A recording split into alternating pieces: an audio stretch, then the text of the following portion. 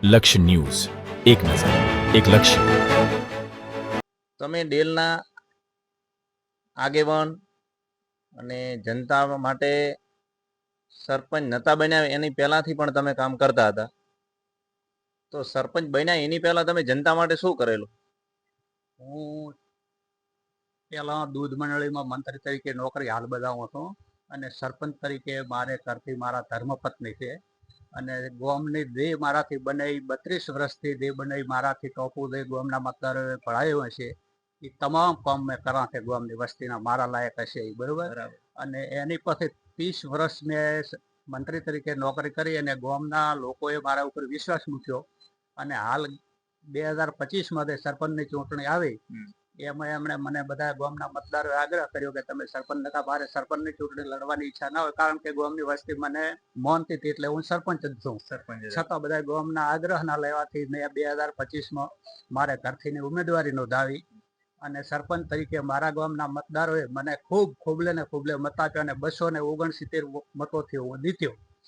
તે દિવસથી મેં ગામના લોકોને ખાતરી આપી છે કે હું જીવતો રહીશ ત્યાં સુધી સરપંચ હોઉં કે ના હું, પણ જે મારા લાયક ભણાવશો એ તમામ કામ કરવા હું બંધાયેલો છું અને તમે મને જે મત આપ્યા છે એનું ઋણ હું જિંદગી ભર ભૂલી શકીશ નહીં. પછી એની ચીડી હું સરપંચ નતો ત્યારે મારા ગામમાં પાણી દેવપુરાથી આવતું હતું પીવા માટે, એટલે મારા એ જે અનિયમિત પાણી આવવાના કારણે ગામના લોકો બેડા માટલા લઈને ઓમ થયો રખડતો મેં મારી નજરે જોયેલા. એટલે મારા મનમાં એવો વિચાર આવ્યો કે હું સરપંચ તરીકે પહેલી મારી ફરજ ગામને પાણી પાવાની થાય. પેલો મારો વિચાર હતો કે કેનાલ નજીક છે ત્યાંથી પાઇપ લાઈન અને ગામના ટોકામાં પાણી નાખવું છે, પણ એ થોડું પાણી દૂષિત હોવાના કારણે આપણે એમ કે બીમાર પડશે લોકો, એટલે લોકોને કેનાલનું પાણી પાવું એ બહુ ઉચિત નથી ગણાતું. એટલે મેં મારા ઘરના ખર્ચે બોર સંપની બાજુમાં બનાવી અને ચાલુ કરી આપ્યો છે. લગભગ ₹1,00,000નો ખર્ચો થયો મારા ઘરના, મેં સૌ ખર્ચે કર્યો, પંચાયતમાં કોઈ ખર્ચો પાડ્યો નથી. અને ઈ બોર ચાલુ કરી અને ઈ પાણી સંપમાં નાખ્યું. પેલું દેવપુરા વાળું પાણી હાલ 7મા મહિના મેં બોર બનાવ્યો તે દિવસથી કરીને મારા ગામનો કોઈ મતદાર માટલો લઈને ગામથી બહાર નીકળતો મેં જોયો નથી.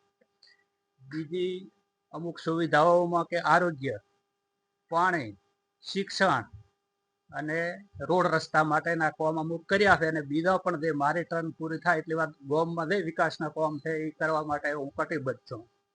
અને મારા ગામનો કોઈ તમામ મતદારો છે એ ગમે તાર મને કાળી રાતે કામ ભણાવશે તે કરવા માટે હું તૈયાર છું. બીજી જે વિધવા પેન્શન યોજના ચાલે છે એમાં અને વૃદ્ધ પેન્શન સહાયમાં મારા ગામના લગભગ 100% જે લાભાર્થી છે એને હું અત્યારે લાભ અપાવી રહ્યો છું. પછી જેને આવાસ નથી એના માટે હાલ આવાસ પૂરતું કોપ બંધ છે, પણ 114 આવાસ ધારકોની યાદી તૈયાર કરીને મેં તાલુકા પંચાયતમાં આપી દીધી. નિયમમાં આવતા હશે અને આવાસ મળી જશે. અને એક બીજું અમે સાંભળ્યું છે કે તમે ગામની અંદર જે દેવી પૂજક સમાજ એમનું એક આસ્થાનું કેન્દ્ર મંદિર તે તમે બનાવી આપ્યા છે તમારા પોતાના ખર્ચે. દેવી પૂજક જે અમારા ગામમાં વસવાટ કરે છે ત્યારે હું ચૂંટણી લડતો હતો ત્યારે એમના વિસ્તારમાં મારા માણસો ગયા ત્યારે એમનું જે આસ્થા સમાન દેવીની સ્થાન છે તે કાચી માટીના ઓટલા ઉપર બનાવેલ હતો.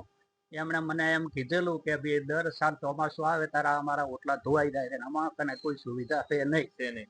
એટલે મેં કોઈ એમને વચન નતું આપ્યું કે હું કરાવી દઈશ એવું, પણ હું સરપંચની ચૂંટણી જીત્યા કેળી એમની 2 જગ્યાએ જે મંદિરો હતા એના ઉપર ₹55,000 ખર્ચે મારા સૌ ખર્ચે એમને પત્ર નાખી અને શેડો બનાવી આપ્યા છે. કોઈ પંચાયતમાં કોઈ જાતનો ખર્ચો પાડ્યો નહીં, મારા સૌ ખર્ચે કરી. ચાલો મિત્રો, આપણો ખૂબ ખૂબ આભાર. સરપંચ શ્રી ડેલના આપણે આજે મળ્યા, એમની મુલાકાત કરી. એમણે સરપંચ નતા બન્યા એની પહેલા પણ લોકોના કામ કરેલા છે. કેટલાને અત્યારે પણ વિશ્વાસ આપે છે કે સરપંચ રહું અથવા ન રહું પણ હું જ્યાં સુધી જીવીશ, જ્યાં સુધી મારાથી બનશે ત્યાં સુધી હું આખા ડેલ ગ્રામ પંચાયતના મત વિસ્તારનું ટોટલ કામ આપણે કરીશું.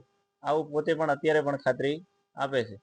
ચાલો, ધન્યવાદ. કરાવેલ છે. મંત્રીબાઈ જીત્યા પહેલા કીધેલ હતું કે તમને હું કમિટી હોલ લાવી આપશું, તો સરકારના તરફથી ને પોતાના ઘરના ખર્ચે કરવાના હતા. પોતે જયારે પ્રચારમાં આવે ને ત્યારે કીધેલ હતું.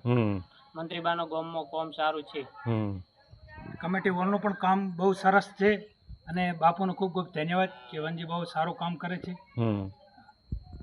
અમારા માટે રાતે અડધી રાતે મંત્રીબા તૈયાર છે. બોપા તરીકે તમે બોલો હવે. હવે તમે બોલો. તરીકે હું બોલું છું.